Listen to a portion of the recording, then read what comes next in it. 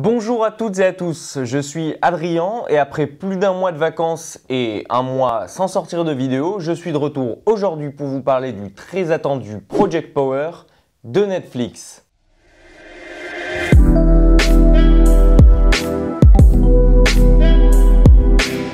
Project Power, comme le dit son titre, c'est avant tout un projet. Développer une drogue à prendre sous forme de pilule qui nous donne la capacité d'avoir des super pouvoirs pendant une durée limitée. Tel un super-héros, les pouvoirs sont propres à chacun et sont variés, pouvant aller de la simple invisibilité ou encore la super rapidité, en passant par la capacité de soigner ses blessures en un claquement de doigts, et j'en passe. Seulement, il y a un mais, car oui, si ces pilules sont vendues un peu dans la rue comme n'importe quelle autre drogue, le problème majeur c'est qu'on ne peut pas savoir à l'avance ce que nous réserve la pilule, ni le pouvoir qu'elle va nous offrir. Il y a donc un faible pourcentage de chances pour que celle-ci nous tue, ou bien nous donne des séquelles à vie. Et une autre chose qu'il est important de noter, les effets de celle-ci s'estompent dans les 5 minutes suivant sa prise. Mais bon, entre nous, qui n'a jamais rêvé d'être un super-héros, même le temps d'une seconde?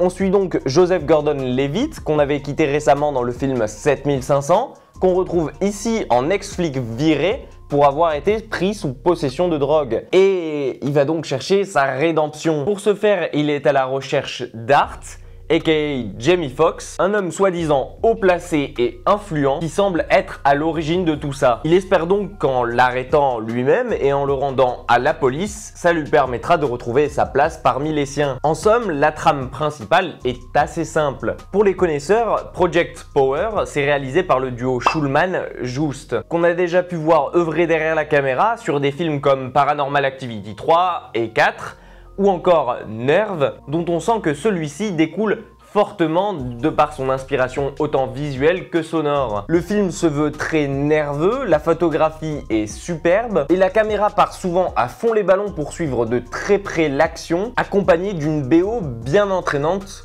comme il se doit. Ne vous inquiétez donc pas, car si c'est l'action que vous recherchez en voyant ce film, elle est au rendez-vous. J'ai vraiment bien accroché à Project Power parce que en soi c'est pas juste un film de super-héros comme les autres. Ici on fait face à un vrai dilemme entre nos personnages, des personnages comme celui de Gordon-Levitt qui sont du côté du bien et qui décide de parfois prendre ces pilules pour aider la population. Ainsi par exemple, grâce à son pouvoir qui s'est révélé d'être à l'épreuve des balles, il a pu arrêter un braqueur forcené qui se met la panique dans toute la ville. En soi, quelque chose qui peut nous rendre meilleurs, qui peut rendre notre corps moins vulnérable et donc plus puissant, qui pourrait nous protéger face à du terrorisme par exemple, ou encore plus simplement face à de simples braqueurs ou voleurs. Quel est le mal? Fascinant, attirant, bourré d'action et même très fun visuellement, Project Power est un film d'action dopé au testostérone, découlant d'un parfait mix entre nerfs d'un côté et limitless de l'autre. Un film que je vous recommande chaudement les yeux fermés, surtout si vous cherchez de l'action, et qui est pour moi le film de l'été, en tout cas tout du moins jusqu'à la sortie prochaine de Tenet.